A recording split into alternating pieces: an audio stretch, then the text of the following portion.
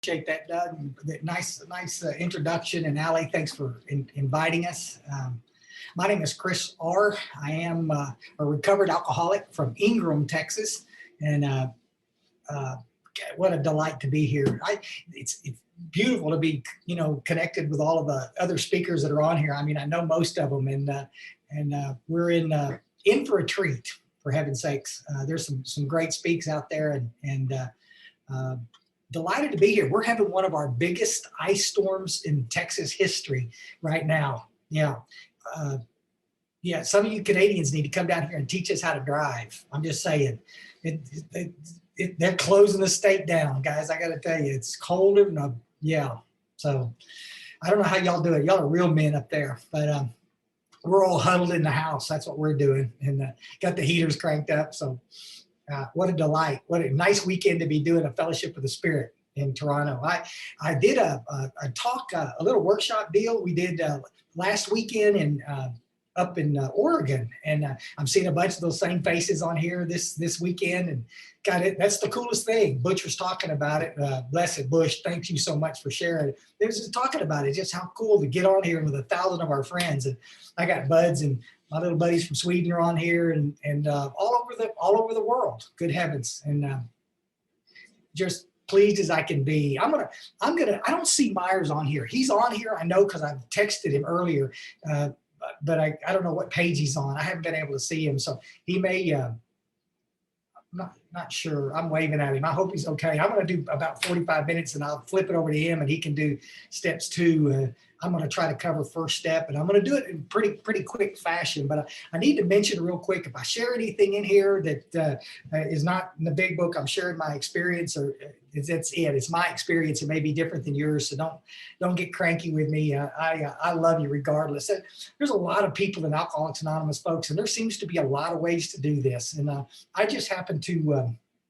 I sat around AA for a whole bunch of years, folks, trying to get well. And some of y'all, you've heard my talks. I spent a bunch of years in and out of Alcoholics Anonymous with the nicest people on earth, folks. Nothing against any of that. But there was always this lurking notion that my case is a little bit different, that I'm not quite as bad an alcoholic as you are. Therefore, I don't have to do what y'all have to do to get sober. And I didn't own a big book. I didn't have a sponsor all those years, I was so blessed in '87 after a suicide attempt. I landed back in a room full of people that were all carrying big books.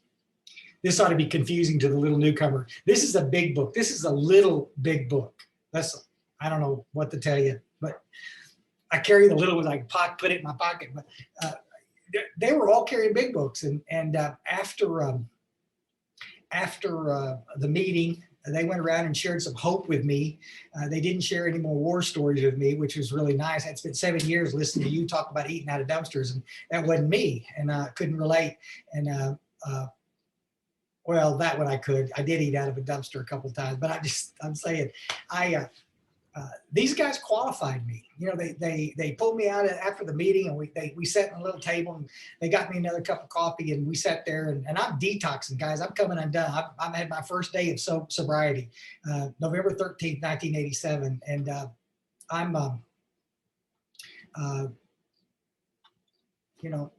they opened the big book, says, Chris, why can't you stay sober? And I said, well, and I started naming them all the reasons. Y'all see the little issue man and issue woman up here? I put them up here all the time. I'm going to put these little X's right here.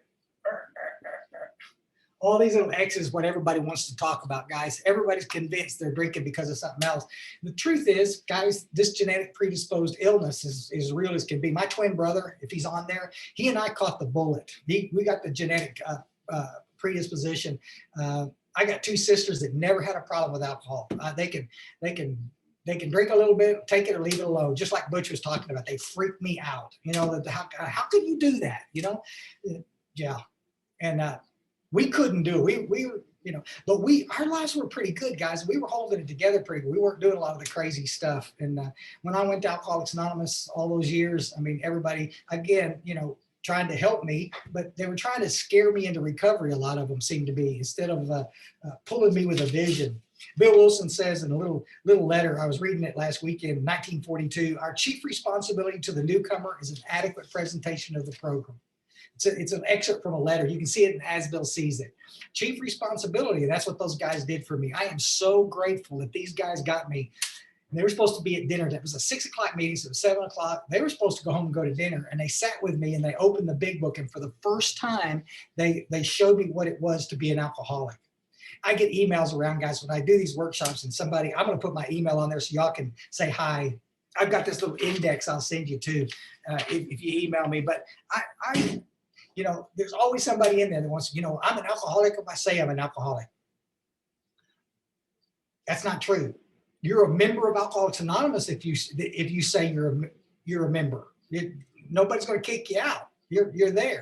But guys, there's certain symptoms you got to have to be an alcoholic. And if you don't have those symptoms, you're not one of us. Bill Wilson gets pretty clear, guys. And if you could look at it, he talks about the necessity to be honest. If you could be honest, 3 places in how it works, it says it. You can get sober. If you look on the bottom of page 20, Bill Wilson talks about.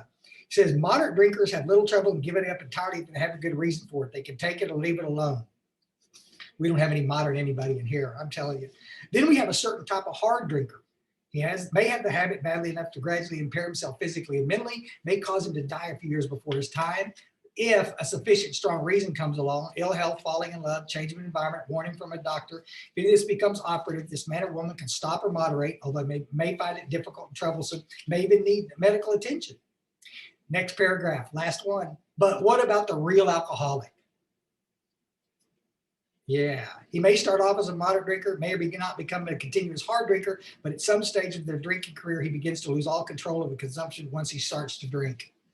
Guys, Bill Wilson's really clear with this. You want to set the world on fire? The next time you go to an AA meeting, introduce yourself as a real alcoholic and watch everybody come unglued. Yeah.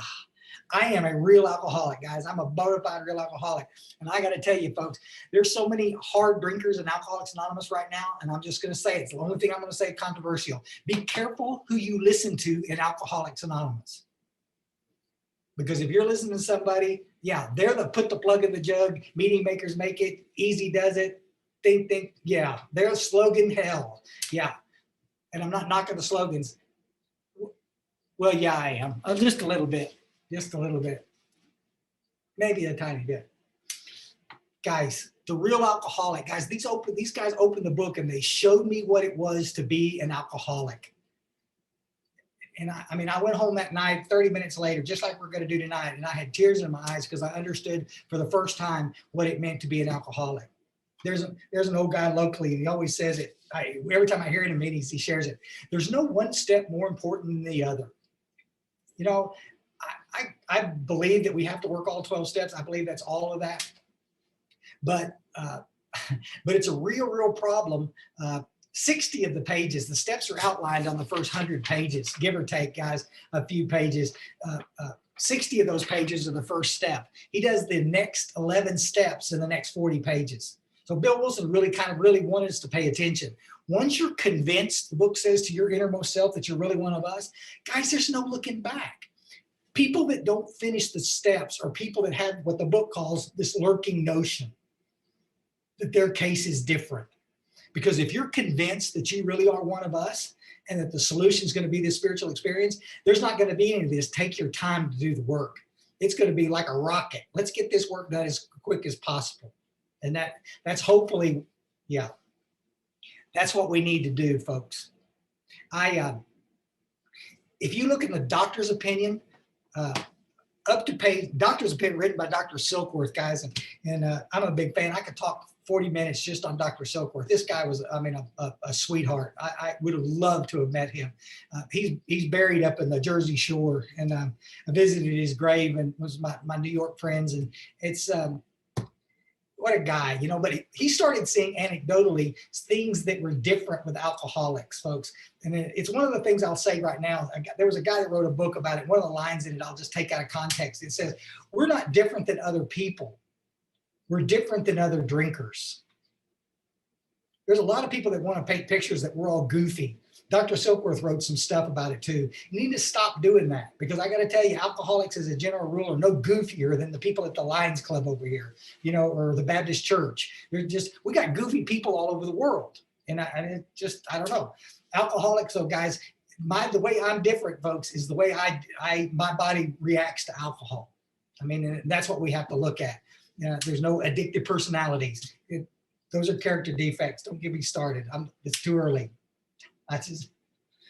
You look at a doctor's opinion up to page 23, Bill Wilson starts talking about this physical craving. What happens when I put alcohol in my system? One of the things he wants us to see, guys, is that there's a difference between a behavioral problem and a disease. The American Medical Association finally got off dead center by 1961, stopped calling it an illness, and said, Allie, you want to do me a big favor? Can you make me not a host so these people coming in and out of the room won't flash across my screen? Sure, of course, no problem. That's okay. It's a one-eyed thing. It just gets my attention. Maybe not. Anyway, this idea that alcoholism is some kind of a behavioral problem, I need to mention real quick too. I work in a treatment industry. I've worked in treatment for 27 years, and I do clerical work for a big old facility and have forever. And I get to watch a lot of people come in the rooms in the same condition I was in 1987 at that suicide attempt.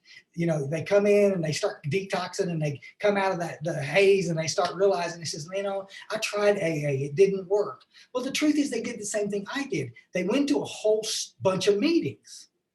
Guys, AA is not meetings. Meetings are a part of AA.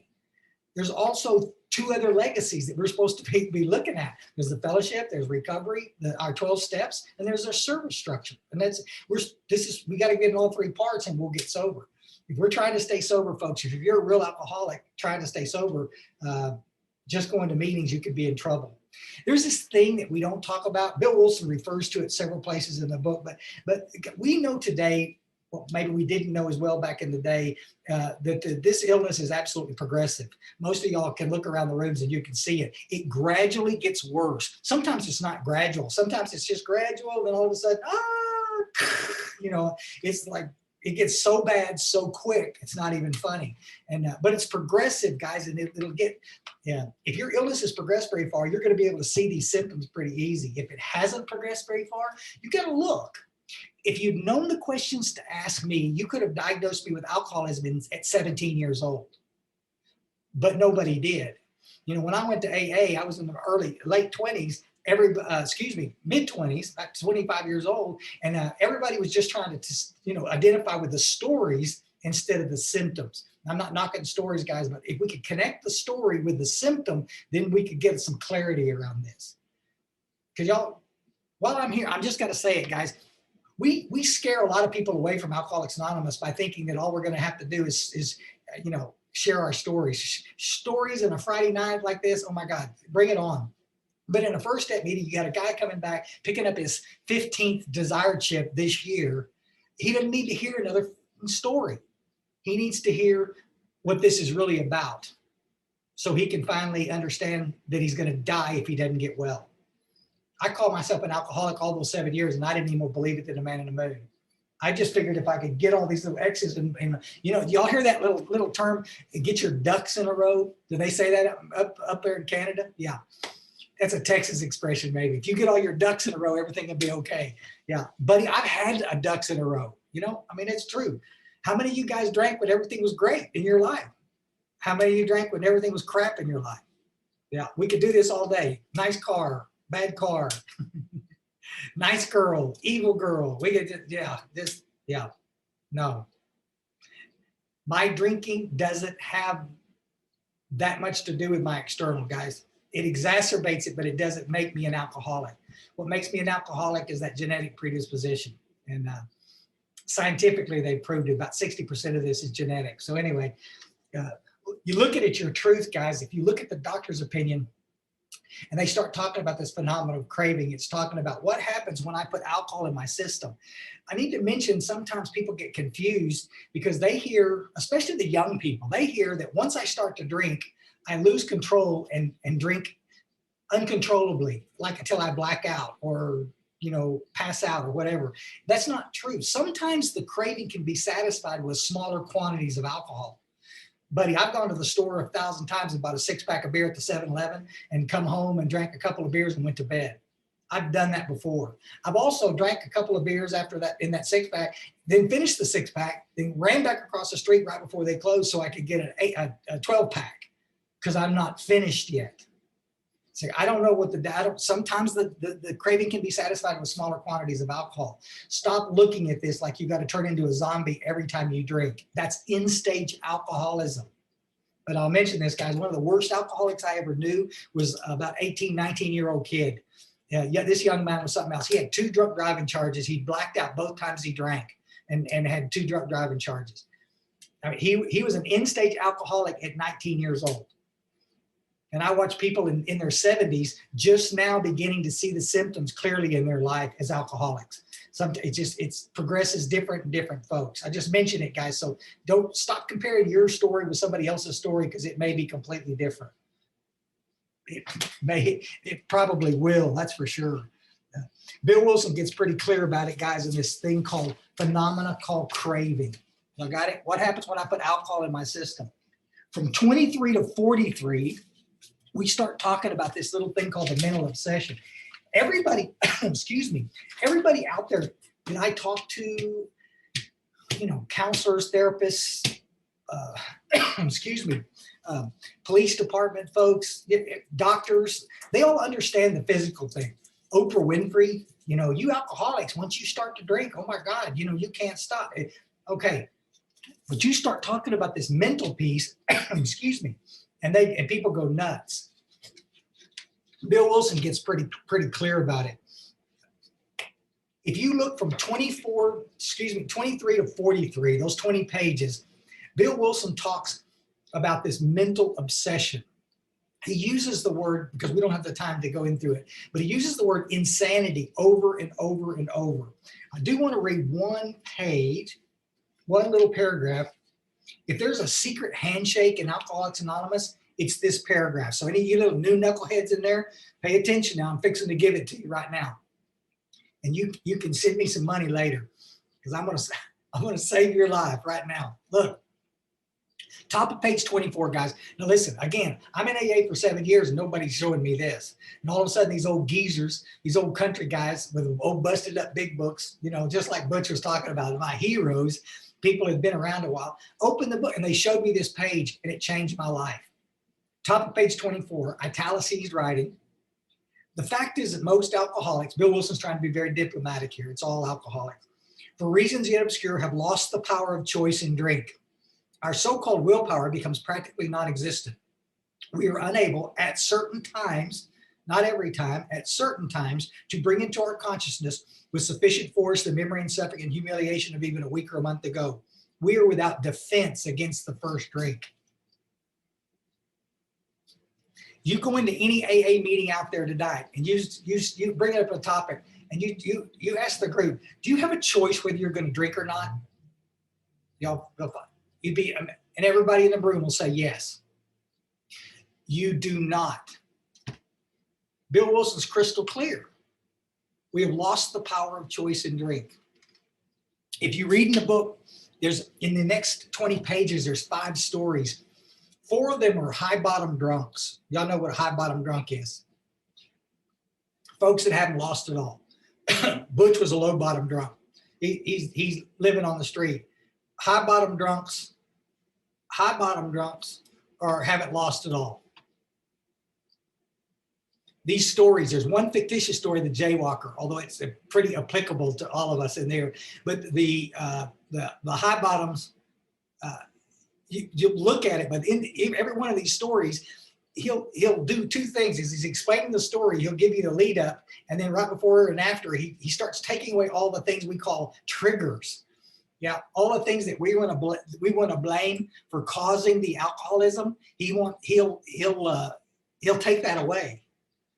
He talks about Jim, the car salesman. Y'all remember? This guy thought he could mix an ounce of whiskey with milk and it wouldn't hurt him on a full stomach because he's eating a sandwich, and it's like, yeah, how many of us have felt for something stupid like that? I had an old country boy up here in Ingram, Texas one time tell me, if you eat a stick of butter before you go out drinking, you won't get drunk. let me tell you, you will get drunk and you will spend the rest of your day in the toilet. I'm just saying, don't try it. Any of you little new guys, I'm not telling you to do that. It's not going to work. Yeah. The story specifically, guys, Bill Wilson gets in there and he makes this really clear. I'm watching that clock close. If y'all read Fred the Businessman, this was a true guy, and I don't have time to read the whole story, but he ends up in treatment. It's on page 39, guys. He ends up in treatment, and he's real much embarrassed about it. He believes that his experience of coming to treatment and his willingness, his fear of losing his family is going to keep him sober the rest of his life. And he goes on in there, and he said it would only be a matter of exercising my willpower and keeping on guard. How many zillions of people do I watch come to treatment with that belief in their head? If I could just keep on guard, I got my triggers list and I've got everything ready and I'm going to keep it's just good luck with that. That's what I tried for 7 years and couldn't stay sober. In this frame of mind, listen, he goes back, all it went well. He's goes to Washington to present some accounting evidence. And he says, I've been out of town before during this particular dry spell. Nothing new about that. Physically, I felt fine. Neither did I have any pressing problems or worries. My business came off well. I was pleased and knew my partners would be too. Favorite line in the book. It was the end of a perfect day, not a cloud on the horizon. Y'all get it? How many of y'all have drank at that particular point in time? Raise your hands, you little knuckleheads. There better be 1,000 hands up here because I got to tell you, every one of us have done that. Your families don't understand that. What your families believe quite clearly is that if everything would go okay, if you could change all this external stuff, then everything's going to be okay. But you look inside, this is where the spiritual malady lives. This is where the disease lives, is internally. And that's why we need a spiritual experience, guys, that Myers is going to be talking about a bit. This is why we need to try to get connected. And that just going to a meeting is not going to fix this problem. Working the steps will get us connected spiritually. Guys, the steps don't get us sober. The steps get us connected spiritually. God gets us sober. That's a fact. Fred says it. As I went to the hotel, I leisurely dressed for dinner. As I crossed the threshold of the dining room, the thought came to mind that it would have a couple of cocktails with dinner. That was all, nothing more. He orders a cocktail. Yeah. The threshold got him drunk, right? As he crossed the threshold of the dining room. So tonight, when y'all leave your room, be careful. Y'all might want to crawl out the window so you don't get triggered. You might drink. Oh my God, it drives me crazy. People making money trying to figure out why we drink. I don't need a reason to drink. Reason is I'm irritable, restless, and discontent, and internally I don't feel worth a poot. Butch, when he was talking about it earlier, he's just talking about you're going to get to a place where you can't imagine life living with it or can't imagine life living without it. Then you're going to know loneliness like few do. Guys, I got to tell you, the only thing that ever made me feel comfortable in my skin was alcohol. A bottle of Boone's Farm apple wine set me on my path at 17 years old. And I don't know. I'm so grateful that these old geezers opened the big book and they showed me what I needed to do. The mental obsession, folks, will go away. That's what a recovered alcoholic is that the obsession to use will leave you and you can be free of that. I haven't thought about taking a drink in 33 years, folks. I've had some good days and some really tough days. I mean, most of them good. I got to tell you, thanks to Alcoholics Anonymous. But I'm going to say the obsession will go away. The 10-step promises will come true if you'll do the things that we're asking you to do. But you're not going to do them unless you believe you need to do them. So I got to mention one other thing real quick. The Dr. Bob stayed sober for a considerable period of time. He was in school drinking like a crazy man, and he got kicked out of school because of his drinking. Ended up going back home, living with his father for a period of time, and he got sober finally. Went back to school, finished school, never touched another drop. He stopped for a long period of time, and then he got his practice and started chipping again, started drinking, and it was just steady downhill after that. So, I mean, there's a lot of us that can quit for given sufficient reason for short periods of time, some of us long. Then the insanity, my mind, is what comes back and starts kicking my butt. There's a great line in the book that talks about the main problem with the alcoholic centers in his mind rather than his body. We can get you past the physical piece, guys. The craving will go away once you get the alcohol out of your system. Unless you're eating a bunch of food that has alcohol in it or over-the-counter medications that have alcohol in it, NyQuil, mouthwash, anything. If you get anything in your system, your blood system stream that's got alcohol in it, it can trigger that craving. We're losing a gazillion alcoholics out there right now thanks to doctors who continue to prescribe benzodiazepines. It's liquor and a pill. It will trigger that phenomenal craving. I'm not a doctor. I'm not telling you not to take them. I'm saying one of the reasons that you're having trouble staying sober is because you take stuff, put it in your system. It doesn't have to be a bottle of scotch for me to get, yeah, all I got to do is get triggered and be off to the stupid races. So Bill Wilson made a real clear point. Up in the front, he talks about a two-part illness. And we have the people out there in AA land, we call them two-part pukes, because all they want to do is talk about the physical craving and the mental obsession. But Bill Wilson spends page after page talking about the spiritual malady. And again, there's a great little article written by a friend of mine up in New Jersey, and I can send it to you too. But it talks about the missing piece, the spiritual malady, and it talks about this internal discomfort. If I just set the booze down, just set the booze down, and that's all I do. I'm not working the steps. I'm not doing the things I need to do. What's going to take place internally is this dis-ease. The bedevilments on page 52 start to come back. That irritable, restless, and discontent that the book talks about starts to come back. If you look at the unmanageability in the first step, unmanageability in the first step is not about your external world. Go into any meeting tonight you want to go to and say, let's talk about unmanageability. And everybody in the place will start talking. Here's issue woman again. You start talking about this external stuff. They'll talk about the kids, the job, the credit cards. They'll talk about everything external. Bill Wilson's not talking about that. Guys, the stuff that ties us all together is not that external stuff. It's what's going on inside. I guarantee you there's 1,000 people in this room, and I think we can all relate to the words irritable, restless, and discontent. Guys, when I set alcohol down, I do better. I get detoxed. I start feeling good for a couple of days. My MO is about 2 weeks later, I start coming unglued at the seams. I'm mad. I'm pissing. I'm throwing people fingers on the freeway. I'm not a happy camper.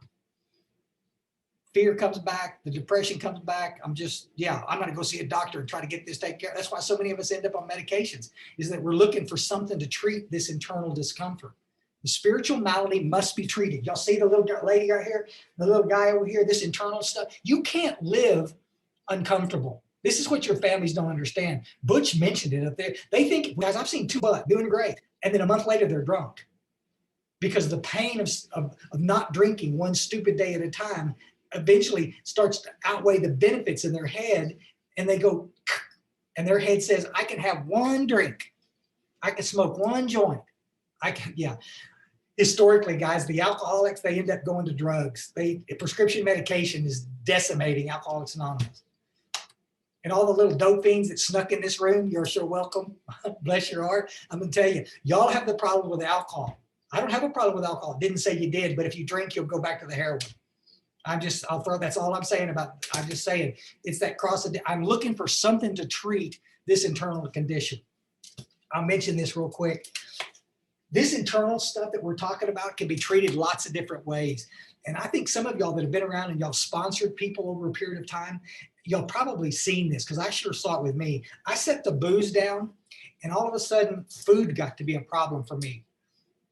I sponsored a guy that gained 200 pounds in the first year he was sober. I didn't know you could gain that much weight. Y'all thought he set the booze down, but he picked up a gallon of Bluebell ice cream. And for you Yankees up there that have never had Bluebell ice cream, order it. It's called Amazon.com. Order it. Bluebell. Okay, I'm just saying. Yeah. And get you some bigger britches while you're at it, because you're going to need them. It'll put the weight on. But why are we doing it? Food is a problem. Sex can become a problem. Heck, half the little guys I sponsor over a period of time, you watch them, these are little church guys. Some of these are the best little guys in the world. All of a sudden, they're hooked up to internet porn. Just like, why all of a sudden am I doing this? Gambling is a huge deal. I'm not one saying that you can't eat, look at porn, gamble. I'm not saying any of that's bad. I'm saying if you start to do it to treat this internal discomfort, you're in trouble. there's going to be a problem. Unless this internal condition gets treated, you are going to look for something else.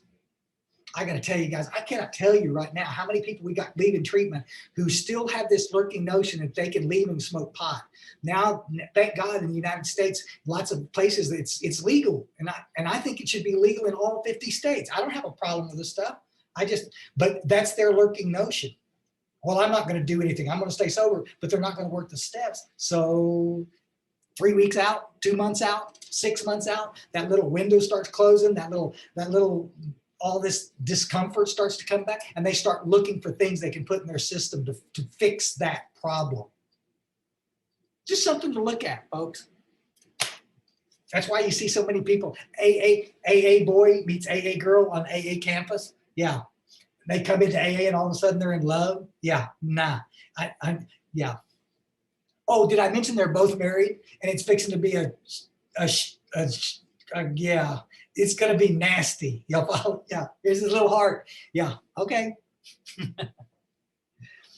They're uncomfortable. I'm not knocking it, guys. I'm one that believes that we can date in AA. I'm not one that says you can't. I absolutely love it. Don't get me on that topic. People that say you can't date in AA, buddy, that makes us look like a cult. You know, nowhere in the book says that. It just says pay attention to what you're doing. Don't cause more harm than good. Anyway, Bill Wilson says it on page 44. In the preceding chapters, this is where it's confusing. This is why I've got this little index, because this will confuse you, okay? These are the pages in the first step. It tells you the page numbers to read about the first step. And it covers about 4 chapters, for heaven's sakes, in different spots. If I was going to write it again, the book, I would organize it in the steps so that you could get a little clearer on it. But this is in the chapter 2, agnostics. We agnostics, top paragraph. In the preceding chapters, you've learned something about alcoholism. We hope we've made clear the distinction between the alcoholic and the non-alcoholic. If it's a question, Bill Wilson is being very, he didn't want to jam this down anybody's throat. He's just asking the question. If when you honestly want to, you cannot quit entirely, power choice. Or if when drinking, you have little control over the amount you take, you're probably alcoholic. If this is the case, you may be suffering from an illness which only a spiritual experience will conquer. Yeah, Bill Wilson was pretty clear. The greatest gift we can give the newcomer is to sit with them for a few minutes, just like we just did, and qualify them. Help them see what is. Well, find out they're not an alcoholic. Come on, guys. What happens if I find out that Pamela Anderson has been trying to call me? Is that a problem? Patty's on this call. She knows. I got to deal with Patty. If Pamela Anderson calls me, I can go visit with her. If Adam Levine calls her, she can go bye-bye. Okay? Give them an adequate presentation of what this is about. Then we would have more people staying sober. One quick story, and I'll let Myers take over. He can clean up my mess, because he does that good. He's been doing it all my life. He's older, but he is the evil twin. I'm just going to say. I was talking to a bunch of people in treatment one time. This is 20 years ago, and this nice lady, and she came up after the meeting, and she was a little upset. And we were talking about first step stuff. We were trying to explain this illness a little bit and trying to clear up some of the confusion around it, because she couldn't identify with all the stupid war stories. You'll follow. She was a wealthy woman. She couldn't identify with eating out of dumpsters and robbing liquor stores and all that kind of crazy stuff. And so she was, yeah. So we were talking about the symptoms, and she finally comes up after the little meeting was over, and she's got a big book, and she opens it up. She throws it down on the counter where I'm at, and these little pictures of these kids, these little Polaroid pictures. Y'all remember Polaroid cameras? Yeah, when her little kids had come up to the treatment on the weekend, and she'd taken pictures of these little cute little kids, and anyway, she's showing me these pictures, and she's shaking. She's mad in hell, and she said, "You don't understand. I'm not going to do any of this step stuff." She says, I'm going to put these pictures on my refrigerator, and I'm going to look at these little faces every time I get in that refrigerator. I'm going to look at those kids, and I'm going to remember why I'm staying sober, and I am never going to touch another drop. I hear you. And I told her, I said, if you hear me say that you don't love your kids if you drink, I'm not saying that. This has never been about love, folks. The book says, the big book crystal clear said, we just read it, if you can stop because of those kids, then do it. She left treatment. 2 weeks later, she drank again. Child Protective Services got called back in. They got her kids. She ended up coming back to treatment. We hooked her up with a good group when she left. She came back with a completely different attitude. She's still sober today, guys. I see her locally. I see her in town. Child Protective Services didn't keep those babies not long at all. All she had to do is show that she was trying to do the deal, and she did. She never looked back. Love will not get you sober. Fear will not get you sober, folks. Threats won't get you. What'll get you sober, folks, is a thing called a spiritual experience. And it's going to be your own spiritual experience, guys.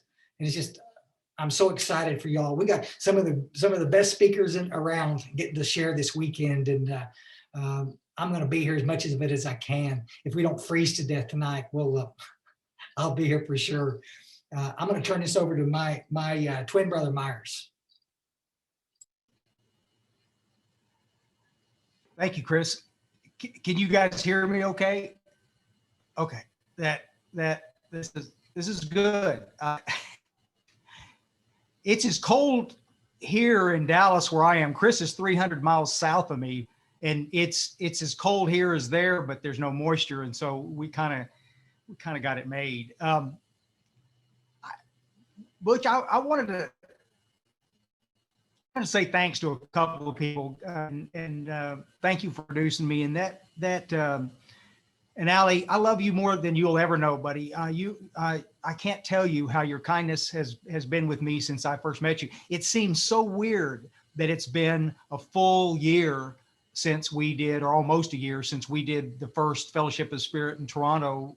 I talked at that one, and it was, and who thought? I mean, at the time I kept thinking in a month, all this will be over and we'll be back meeting in person, and holy cow, it's just been crazy like that.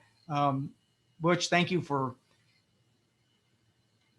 getting snot all over my screen. I'm not a big crier, but it's just like, dad gum. I thought I had everything under control. And then I looked up, my wife was walking across the room and she was all blubbery and crying and stuff. And I thought, yeah, I'll get even with you, buddy, one of these days. That just amazing stories.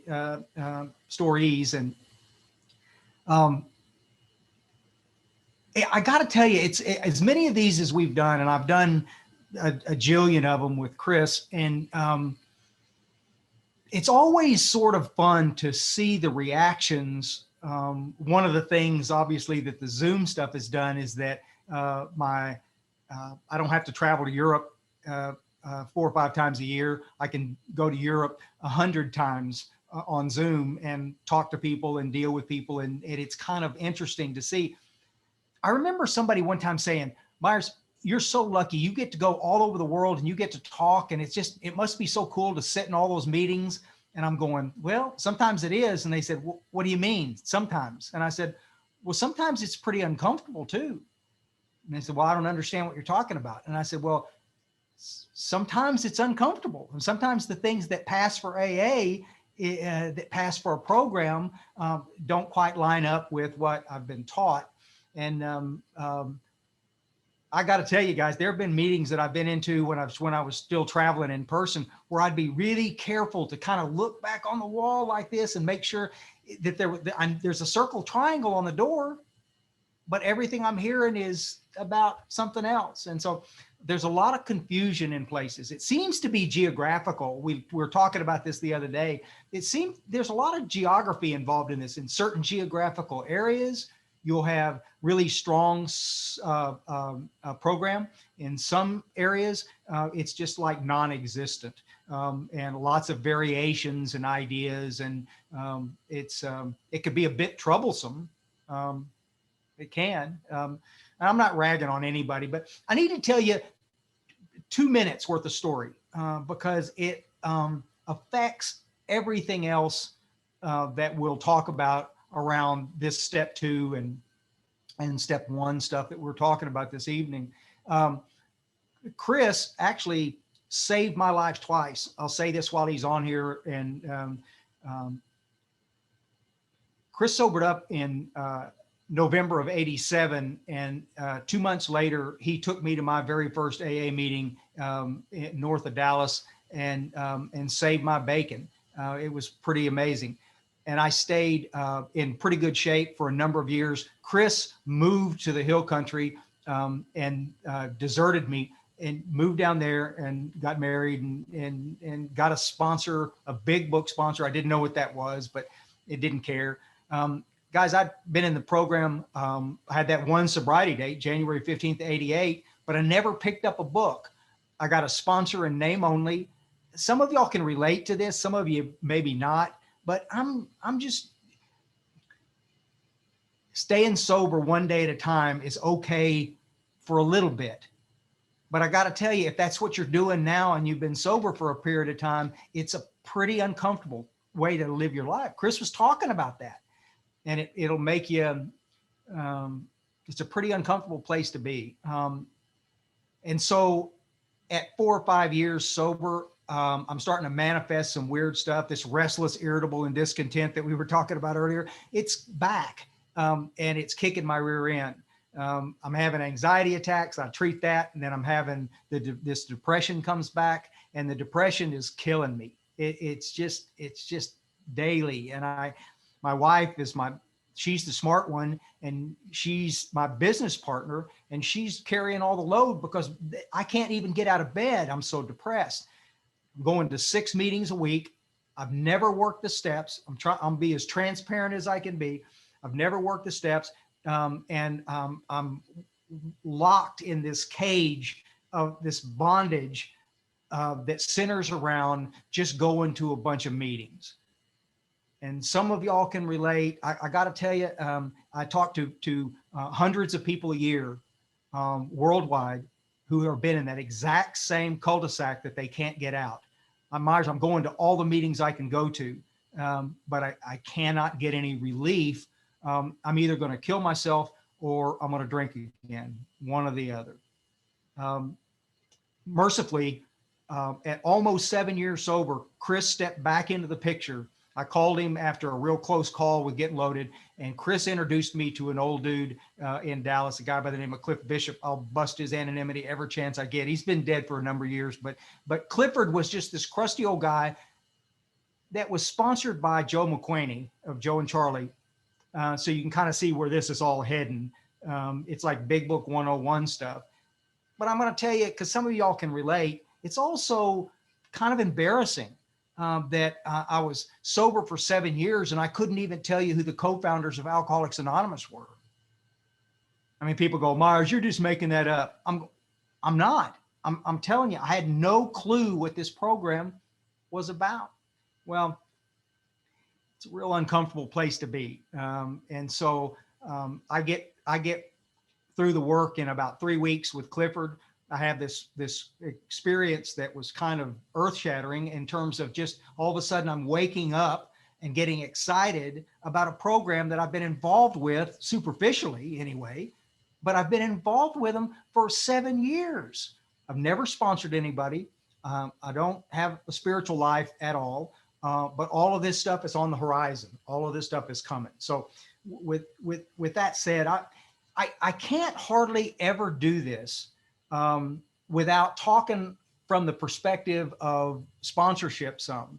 One of the things that drives me crazy about the program is that there's so much confusion within our rooms around what the basic text talks about and what the program looks like, that we tend to push back from the one thing or the two things that would save our bacon, which is a relationship with God and helping others. We kind of sign our own little pact with ourselves. I remember the night that I did it going, I'm too stupid. I'll never be smart enough to sponsor anybody. So I'm just going to leave that to somebody else. And that's what I did. At the core of our program is a deepening relationship with our Creator and an absolute necessity to get off my skinny Texas rear and go work with somebody. And I'm not doing it. And then I wonder why my program feels stale and shallow and less than. And so when I'm talking about this, guys, a lot of times I'll look at this thing through the eyes of sponsorship. Now, I promise you, I'm sliding into to step 2 real quick here, but I needed to set this groundwork real quick so I can work from that.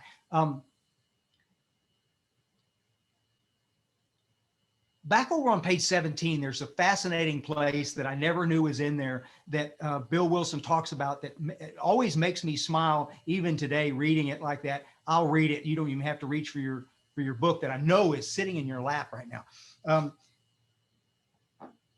The feeling of having shared in a common peril is one element in the powerful cement which binds us, but that in itself would never have held us together as we are now joined. Chris was talking about this. Guys, listen, I'm not knocking a meeting. I'm not knocking the idea that we're there in those meetings. The fellowship is huge, always will be. But what did he just say? He said it's going to take more than that. The tremendous fact for every one of us is that we've discovered a common solution. If I could just go like that and snap my fingers and have everybody in this room tonight have a reset, it would be to go back to a place to where we could determine wouldn't it be cool if we could take everything that we know or everything that we think we know about AA and just sort of throw it out on the table in front of us. And then we get to look at it and we get to, a piece at a time, pick up and hold on to all of those things which lined up with the common solution. What you would find is I say this because I don't want you to think that everything that you learned in that discussion meeting was bad.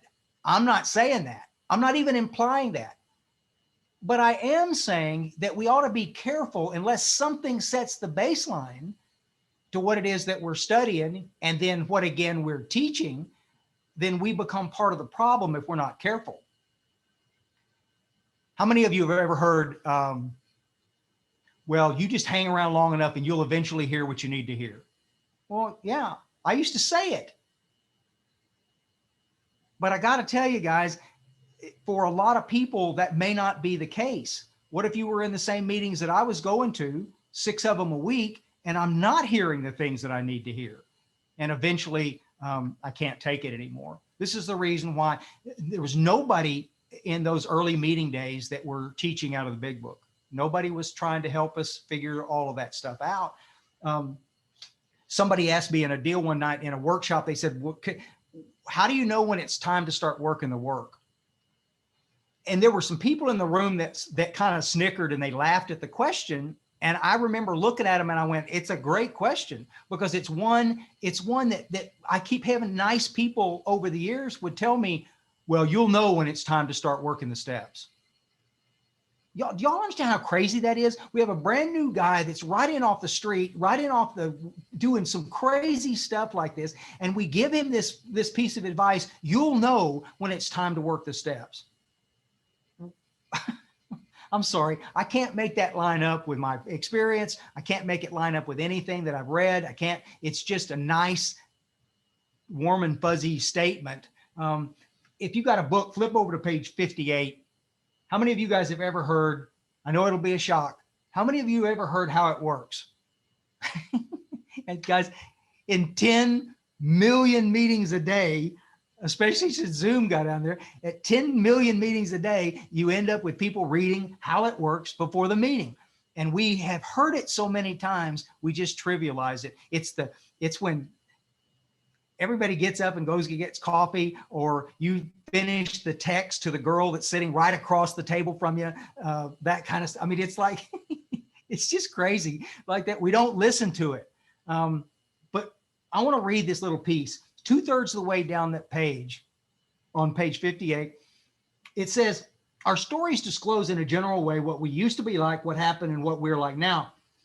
If you've decided that you want what we have and are willing to go to any length to get it, then you're ready to take certain steps. That's clear. Guys, that's crystal clear what the deal is. It may vary a little bit between each one of us, a little bit. But let me make sure that you understand what I'm saying. I can't tell you how many men I have talked into sitting on the tailgate of my pickup truck before a meeting that are brand new guys. And I've asked him these questions, and I've kind of pulled him with a vision of what this thing looks. I've qualified him. He knows exactly where he is. And then I would ask him like that, if he wants what we have. And if he says yes, well, are you willing to go to any length? And then I'm going to tell him what that looks like. I'm not going to leave him hanging. And then you're ready to take certain steps. The flip side of that, guys, worldwide, is that we end up with these people that come into the meeting and they sit down and we love on them and we tell them they're the most important person in the room, but we leave them hanging to make their own decision. And if they're like me, and most of you are, given sufficient time, a month or two, you will eventually begin to build a case against the people around you. I'm not really like them. I'm not really that way. I'm not really. And pretty soon you'll find yourself. This is the reason that stuff that Chris was reading over on page 24 was so important. We won't remember with sufficient force. You won't. And this is why it's important.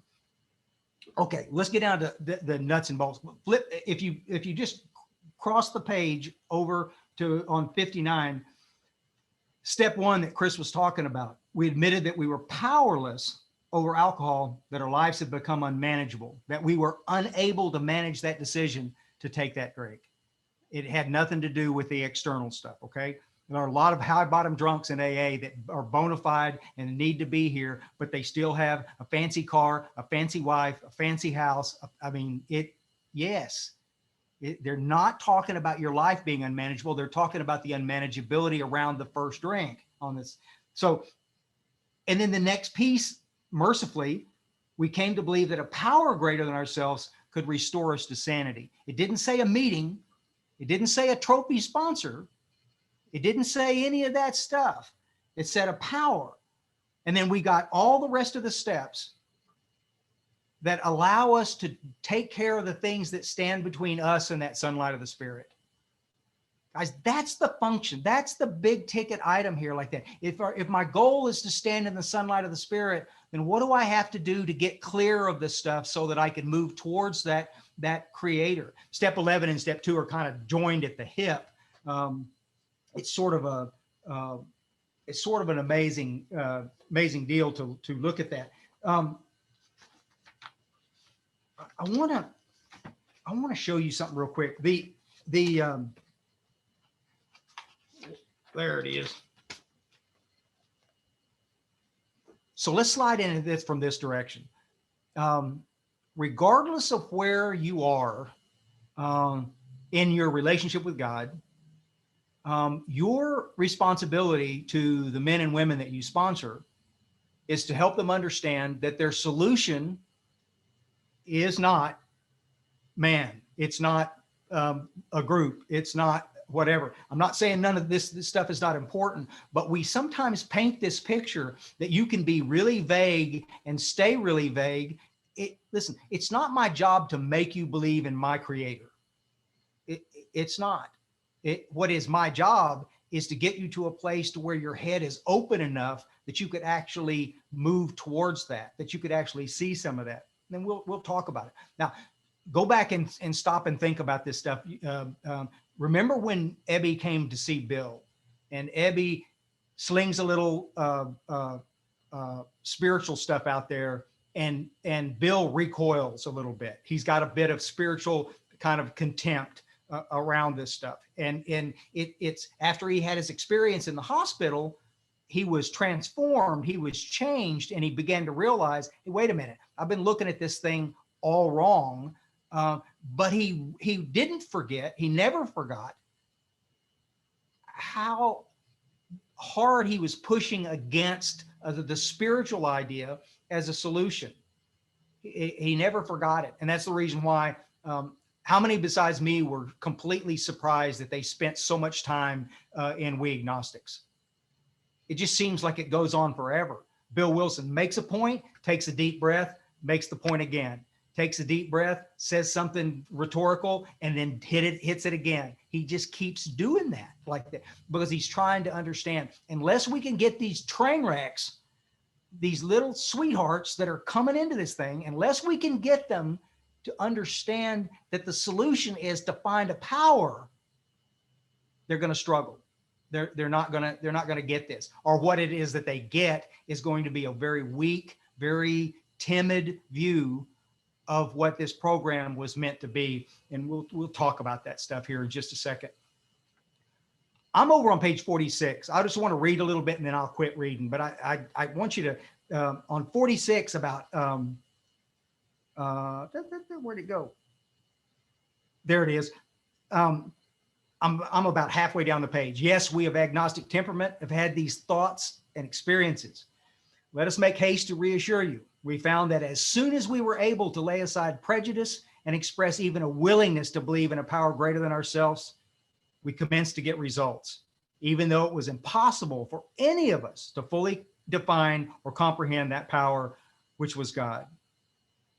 And then it goes on to talk about our conception of God like that. It's super powerful, guys, this stuff on 46. And then right across the page, Bill, in his classic direct way that he always does, he takes a deep breath and he says it again right across the page. We needed to ask ourselves but one short question. Do I now believe, or am I even willing to believe, that there's a power greater than myself? As soon as a man can say that he does believe or is willing to believe, we emphatically assure him that he is on his way. It has been repeatedly proven among us that upon this spiritual cornerstone, a wonderfully effective spiritual structure can be built. It couldn't be plainer. It couldn't be more direct. And yet, why is it that I sponsored so many men over the years who don't know anything about that? Who don't know anything about it? Guys, listen, I never want to step on anybody. I never want to make anybody feel uncomfortable about anything like this. But somewhere along the line, folks, we have got to stop being so timid around the idea of our Creator. At the center of our program is a relationship with our Creator. And this idea that we can leave it as an optional thing, guys, that's like making chili in Texas and leaving the meat out of it. It's not chili. Y'all understand? You gotta sometimes we paint this picture and we're so afraid that we're going to run people off or whatever. That I don't know of anything that I could read spiritually that's more inclusive than that. And it's funny that we ought to just kind of look at that sometimes and sort of just see. Let me tell you a quick story, okay? Actually, two real quick ones, and then I'll get on with some more important stuff. There was a guy in treatment at a place that I had worked. I was teaching part-time for a number of years, and this guy was absolutely a pain in the butt. Really, he wouldn't do anything about a relationship with anything spiritual. He would just avoid. But he also kind of made it his job to make sure that everybody else was miserable around him. And so he was pretty disruptive and this kind of stuff. And we kind of got nose to nose one day in a book study. And I said something to him that pissed him off, and he walked out of the room. And a little while later, I didn't see him anymore. And so I finally tracked him down, and he said, I said, buddy, listen, I apologize. I didn't mean to ruffle your feathers about this thing. It's just so dadgum important. He said, I know. And I'm going to spend some time with it. I realized after I got finished being mad, I realized you were just trying to help. And I went, well, thanks. And I left. Well, the next morning at Big Book, he comes walking in and he looks completely different. And I said, dude, you okay? And he said, okay, I got this deal. And I said, what do you mean you got this deal? And he said, this God deal, I got it. And I said, no kidding. And he said, yeah, remember that stuff that we read? I said, yeah. And he said, I think I know what God's about. And I said, I'm all ears. Tell me. And he said, God's, he's like Thor. And I remember when he said it, I said, you're sore? And he goes, no. Thor. And I went, like Hammer, that guy? And he goes, yeah, like that guy. And I went, okay, all right. We got to start someplace. So let me switch hats real quick. I got to tell you, as a sponsor, you've got to start someplace. You're not gonna start your journey towards your creator by going to seminary. It probably won't happen. You're gonna have to. You've had God sideways in your craw for 2 decades, and so you're gonna have to start over and kind of head towards it. So anyway, this guy made me laugh because he said.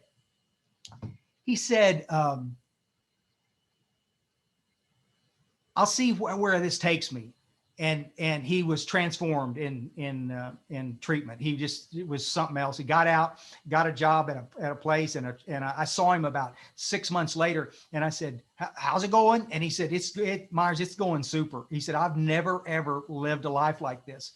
And I said, "How's Thor?" And he goes, "Oh, dude, look at this." And he pulled his shirt back and he had a big old picture of Thor on his chest or back. I can't remember exactly. All I remember is across his arm, he had a big arm coming around onto his chest with a big hammer tattooed on his chest. And I went, holy cow, and I'm a tat freak. I don't have any body art at all, but I'm too old anyway to do it. But I love tats. I do. And so I was pretty impressed.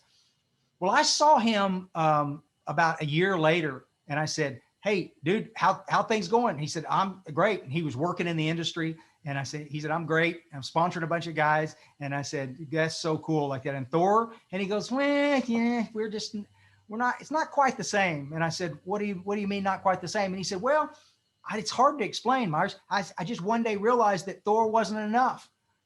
That I wanted something deeper and bigger and broader." And I went, "That's badass." And so, and he kept moving and moving. And I got to tell you guys, I've talked to this guy about 6 months ago, and I laughed almost the whole time we were together because he was just flat transformed.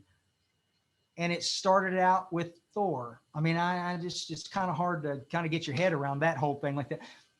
One more real quick one. There was another guy in that same place that showed up, and the RAs needed some help one day, and they said, "Could you help us empty this guy's suitcase?" And I said, "Yeah." And so when I picked up his suitcase, I picked up a book in there, and I went, "What's this?" And I flipped it over, and guys, it was a satanic Bible. Now listen, I dropped it as fast as I could. It had evil crawling all over it. The whole room felt weird. I mean, I'm just like, I got to get out of this place. Like, and I said, you can't have this. And he got really pissed, and we took it. And, cause it was just some crazy stuff. A bunch of little babies on the front of it with their heads cut off, that kind of stuff. And I just said, we ain't bringing that into our community like that. We'll think of something else. A week later, this guy was tearing that place apart. I mean, he was just like the most disruptive kid I've ever seen in my whole life. He made Thor look like a beginner. I mean, it was just the craziest stuff. And so about a week later, he left. And matter of fact, he left the same day that I went back to Dallas, and I was doing like the happy dance in the parking lot going, "He's gone. I don't have to put up with that guy again." And anyway, there it was. A month later, I'm back down on the island again for my 10-day stint of teaching. And when I walk into the courtyard, he's standing there.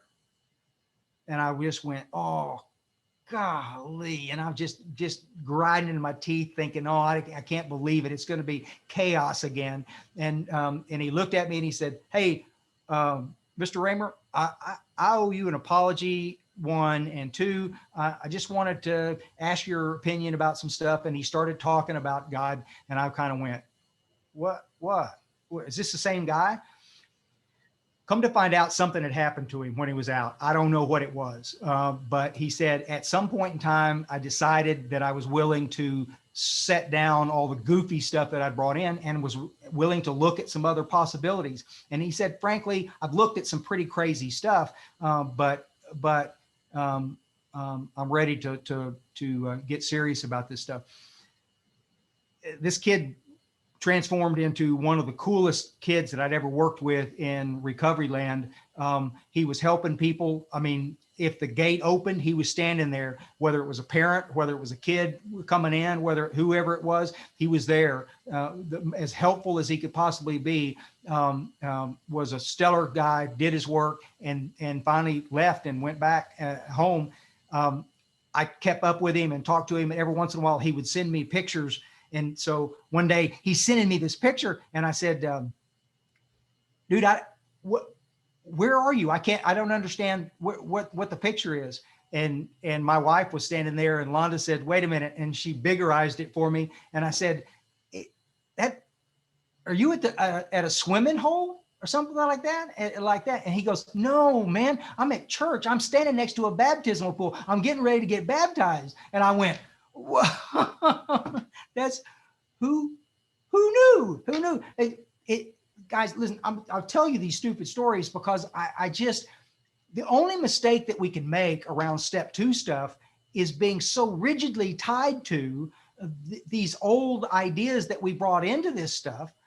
And a lot of us have these old ideas that are going to kill us. And are you willing to set it down? Mark Houston used to say in these talks that he did, I smell more. And I love that. The idea that we could quit being so determined like that, and that we could actually be willing to move towards something else. 2 more real quick things, and I'll circle this wagon up.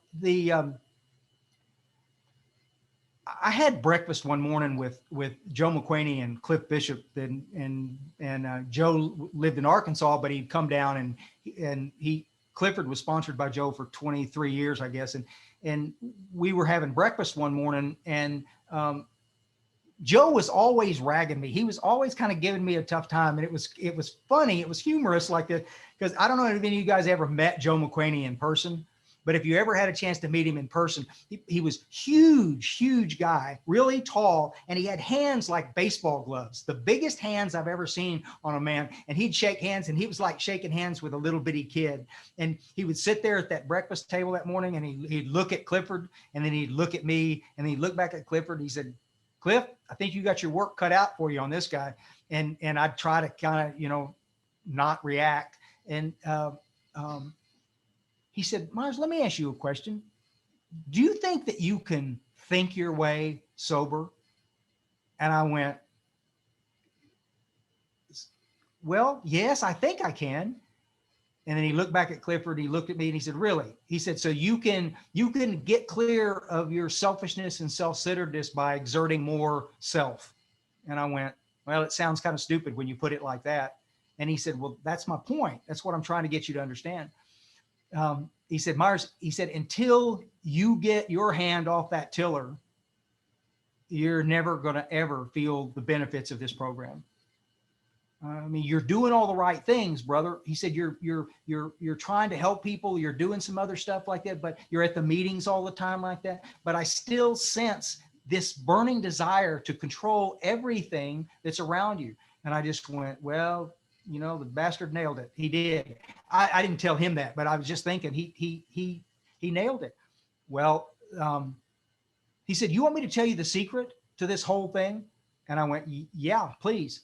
And he said, how much time did you spend with God today? And how much time did you spend with God's kids today? And I went, that's it? And he said, yeah. He said, you're trying to make this like it's some kind of intellectual exercise, some kind of intellectual deal. And it's not.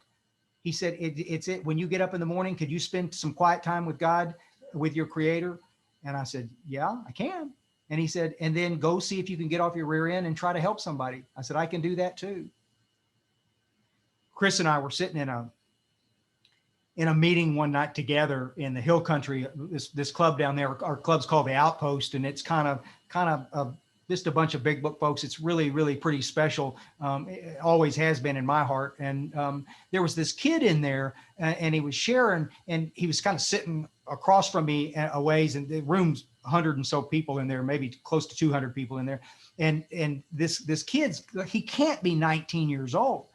And I looked at him, and he said, I'm having trouble with my prayer time this morning, but I think Big Homie is gonna be okay. And after the meeting, I said, "You called him Big Homie?" And he said, "Yeah, I call him Big Homie." And I said, "Wow, okay." And he said, "You want me to tell you something else that's funny?" He said, "My sponsor asked me one time, said, Myers, see," he said, this guy's name is John. He said, "John, if God was your girlfriend, would she be satisfied with how much time you're spending with her?" And it made me laugh. And I went, damn, no, if you put it like that, if you want to see some real growth in your program, redouble your efforts around your prayer and quiet time, and redouble your efforts around your ability to carry a message of hope to those that are struggling. And you will find some amazing stuff that happens. Really quick, I want to, somebody asked me one time, they said, "Myers, how do you know if you go through the work and as you do this stuff and as you understand step 2 and that begins to deepen and you begin to go through the rest of these steps, how do you know where you're supposed to be, or is there a goal out there where it's supposed to be?" And I said, "Well, no." And then a little bit later, I got to thinking about it and I went, well, maybe I should have waited to say that, because maybe there is a goal. So hear me out. Over on page 75, I want to read half of this little paragraph. And I want to ask you this question. I want to talk about it for just a second or two. "We pocket our pride and go to it, illuminating every twist of character, every dark cranny of the past. Once we've taken this step, withholding nothing, we are delighted. We can look the world in the eye. We can be alone at perfect peace and ease. Our fears fall from us. We begin to feel the nearness of our Creator. We may have had certain spiritual beliefs, but now we begin to have a spiritual experience. The feeling that the drink problem," sorry, it chokes me up every time I read this thing. "The feeling that the drink problem has disappeared will often come strongly. We feel we're on the broad highway, walking hand in hand with the spirit of the universe." Listen, folks, I'm a crusty old dude from Central Texas. Okay. I'm not smart. This is eye-opening stuff. Now, let me put this into perspective. When you read that paragraph, you'll stand in one or two courts. You'll stand on either Bill Wilson was totally full of rhetorical crap when he wrote this, and he was just simply writing it to sell books. But you got to ask yourself the question, when he wrote this little collection of promises, when he wrote all the other promises in the big book, what if he was telling the truth? What if the first 100, when they wrote all this stuff, what if they were telling the truth and that we could actually live a life like that?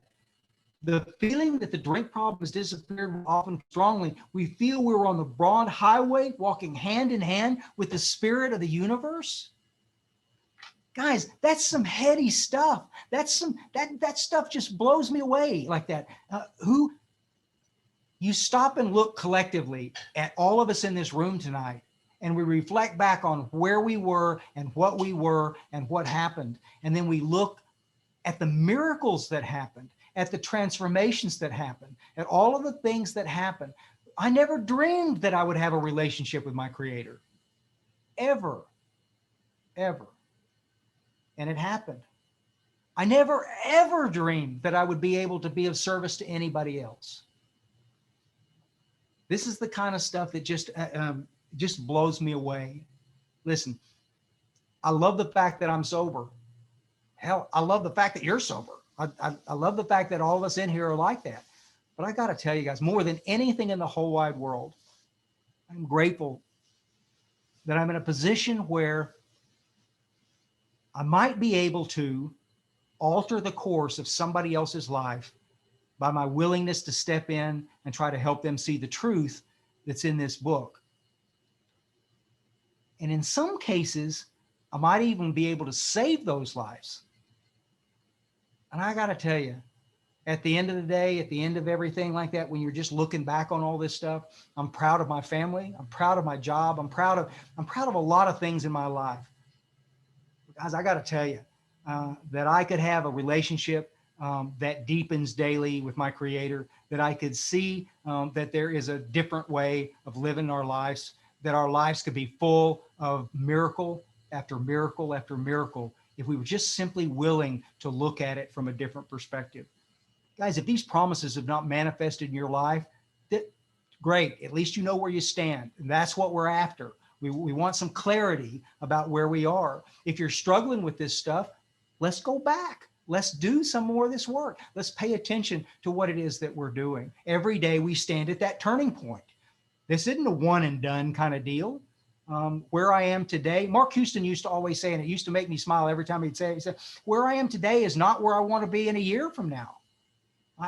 I don't want to get on a deal where I've reached this kind of plateau like that. Butch was talking about it earlier, and it always makes me smile. To be humble and to understand that where I am today is a journey that will not end if I will simply move towards that relationship with my Creator. I used to have this thing, guys, that I thought that once I tapped that door open and I realized that God was right there, that I would just drift slowly into God's arms and it would be all warm and fuzzy forever and ever. And I had that feeling. Listen, there's a current and you will drift, but it's the other direction. You're going to, if you pause on this, if you sit too long, you'll drift the other direction.